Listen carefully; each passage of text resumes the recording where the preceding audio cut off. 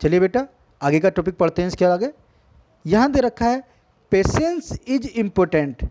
IPM में जो हमारा इंटीग्रेटेड पेस्ट मैनेजमेंट था, ठीक है ना बेटा, उसमें हमने क्या देखा कि सबसे पहले हमारा पास आया कल्चरल, फिर आया हमारे पास में बायोलॉजिकल मेजरमेंट, और सबसे लास्ट में हमारा आता है पेस्टिसाइड वाला केमिकल कंट्रोल। ठीक है, तो केमिकल कंट्रोल में अब हम तीनों पढ़ने के बाद हमारे पास जो नेक्स्ट टॉपिक आया वो है पेशेंस इज इम्पोर्टेंट। मतलब इसमें सबसे ज़्यादा हमें धैर्य की आवश्यकता है। ऐसा नहीं कि हम इसमें अपना धैर्य खो बैठे। कैसे? ऑल दो यद्यपि information about the density of insect in a field is recorded action is only taken when pest reach a specific threshold level। बेटा हम जब इसको जो पेस्टिसाइड को हम जब भी यूज़ करते हैं जब हमें ये लगता है कि अब जो इसकी जो क्वांटिटी है इंसेक्ट की फसल में एक स्पेसिफिक थ्रेशोल्ड लेवल पर, मतलब वो घातक लेवल पर पहुंच गई कि जो फसल को हम नुकसान करना शुरू कर। ऐसे नहीं कि हमने 3-4 पेस्ट देखे जगह जगह, कहीं 3-4 जगह और हमने पेस्ट करना शुरू कर दिया पूरी फसल पर। डेट इज नॉट एसेंशियल, ये आवश्यक नहीं है। ठीक है, हमें क्या करना है, जब ये एक अधिक मात्रा में दिखने लगी अब फसल नाश हो जाएगी इससे, तब हमें इसको यूज करना चाहिए। ठीक, चलिए आगे देखते हैं। वैन स्प्रे इज यूज, जब हम स्प्रे को यूज करते हैं, it can sometimes be confined, हम यह पाया जाता है कि to a particular area to the field confined to a particular area of the field rather than across the entire site. हम ये पाया जाता है कि फील्ड में कहीं कहीं इनका प्रभाव ज़्यादा है क्रॉप फील्ड में, और कहीं पर इनका प्रभाव क्या है बेटा, कम है। तो ऐसा नहीं कि हमने सब में एक जैसे कर रहे हैं। जहाँ पर ज़्यादा प्रभाव है, जहाँ पर नहीं है ना के बराबर है तो वहाँ पर नहीं करते, जहाँ पर ज़्यादा प्रभाव है वहीं पर हम इसका उपयोग करेंगे। वहाँ हल्का मार देंगे, बट ऐसा नहीं कि पूरी तरह से हाई वे में उसको प्रेशराइज करें या स्प्रे करें। ओके, चलिए आगे देखते हैं।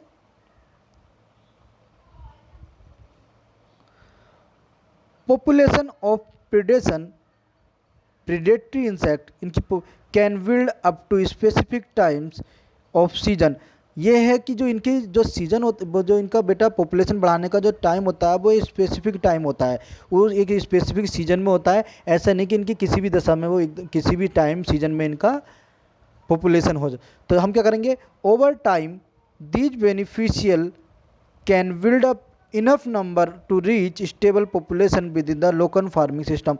हम लोकल फार्मिंग सिस्टम की सहायता से जिस टाइम ये प्रोडक्शन कर रहे हैं उसी टाइम इनको किल कर देंगे, उनको मार देंगे या ख़त्म कर देंगे ऐसा। ठीक है, तो जिस टाइम इसकी प्रोडक्शन ही ख़त्म हो जाएगी तो आगे इनका क्या कहते हैं, इनकी कॉलोनियाँ भी नहीं बनेंगी और ये जो हमारी क्रॉप है उसकी प्रोडक्टिविटी को हार्म नहीं पहुंचा सकते।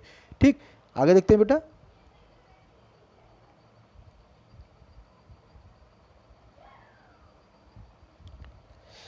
Implementing an effective IPM program, हम यहाँ इसको लागू करते हैं।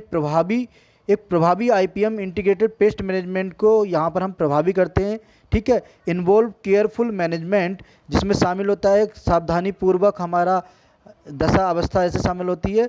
ठीक, of the interaction between the crop, जिसमें क्या होगा कि हमें क्रॉप का भी ख्याल रखना है, एनवायरनमेंट का भी ख्याल करना है, प्राइमरी या सेकेंडरी पेस्ट का भी ख्याल करना है, and beneficial and a lot of patience, और जो बेनिफिशियल हमारे जो बग्स हैं उनका भी ख्याल रखना है, देखना है, और बहुत ही पेशेंस के साथ हमें धैर्य के साथ इस कार्य को करना है। ठीक है बेटा, चलिए आगे देखते हैं। आईपीएम इज इंक्लूडेड, इसमें शामिल होता है in many best management practice program. हम इसको कई बार इसको प्रैक्टिस करके देखते हैं बेटा। इसमें ऐसे इसकी जैसे क्या है हमारे पास, for example my BPM best management program कहते हैं इसको। ठीक है, best management program for cotton production. जब हम कॉटन का प्रोडक्शन करते हैं बेटा तो उसमें हम ये माई बीपीएम बेस्ट मैनेजमेंट प्रोग्राम के लिए हम प्रैक्टिस करते हैं, जिससे अच्छे से हम आईपीएम इंटीग्रेटेड पेस्ट मैनेजमेंट को इसमें यूज कर सकें। ठीक, चलिए आगे देखते हैं बेटा।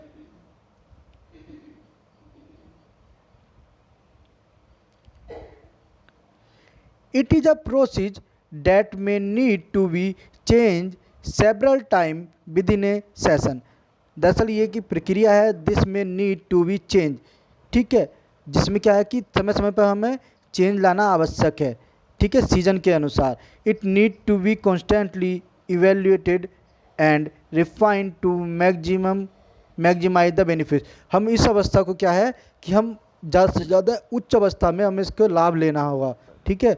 ऐसा नहीं कि हम इसको किसी भी समय कर देंगे, तो किसी भी, जब हमने थोड़ा बहुत देखा, हमें इस तरह से इसका उपयोग करना है इंटीग्रेटेड पेस्ट मैनेजमेंट में जिससे हमें प्रोडक्टिविटी का हायर, ज़्यादा से ज़्यादा लाभ हो सके, ठीक।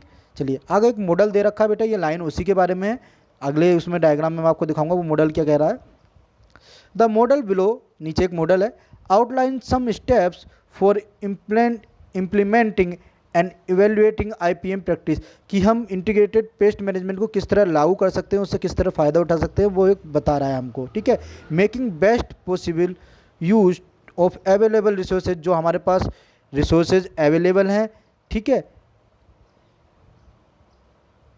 एक्सपर्टाइज एंड कंसल्टेंट, हम जो एक्सपर्ट हैं उनसे हमें राय लेनी चाहिए, कंसल्ट करना चाहिए, इज एसेंशियल, आवश्यक है, इन गेटिंग ए बैलेंस, जिससे बैलेंस बना रहे, right and reaping the reward that effective IPM program can deliver, जिससे कि एक अच्छे रूप से हम क्या कर सकें बेटा, हम उसमें एक अच्छा उत्पादन पा सकें, एक रिवार्ड मतलब कि हम उस चीज़ से कि एक तरह से एक इनाम पा सकें IPM को, प्रोग्राम को यूज कर कर, ठीक है। चलिए बेटा अब उसको देख लेते हैं कि आपका क्या था वो जो आपका मॉडल।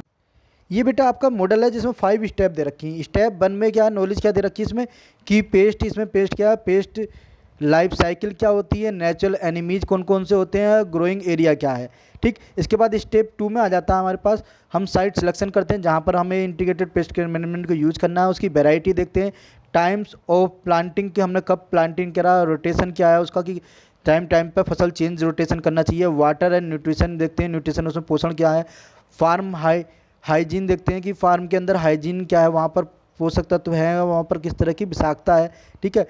पेस्ट होस्ट मैनेजमेंट देखते हैं कि वहाँ पेस्ट कितने दिन तक वहाँ जिंदा रह सकता है उस एरिया में, ठीक है।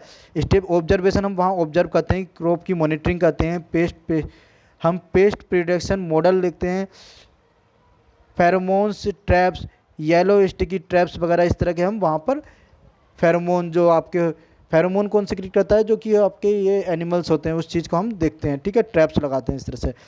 फिर इंटरवेंशन करते हैं जिसमें हम मैकेनिकल कंट्रोल करते हैं, बायोलॉजिकल कंट्रोल करते हैं, केमिकल कंट्रोल, ठीक है। ये हम उसमें उपयोग करते हैं तीनों, ठीक, कल्चरल, बायोलॉजिकल या केमिकल, ठीक है। चलिए नेक्स्ट हमारे पास आता है इवेल्युएशन और प्लानिंग, कि हमने क्या इवेल्युएशन क्या प्लानिंग थी हमारी।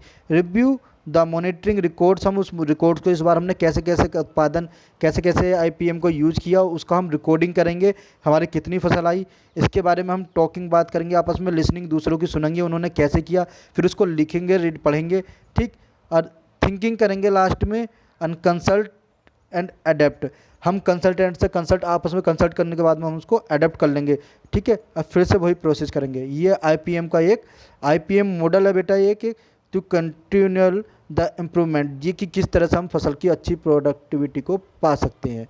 डेट इज़ क्लियर, ठीक है बेटा। ये आपका पूरा हो चुका है, सेकेंड पेपर भी आपका कंप्लीट हो चुका है, ठीक है बेटा। चलिए कल से आपका थर्ड पेपर स्टार्ट होगा। Thanks to all of you बेटा।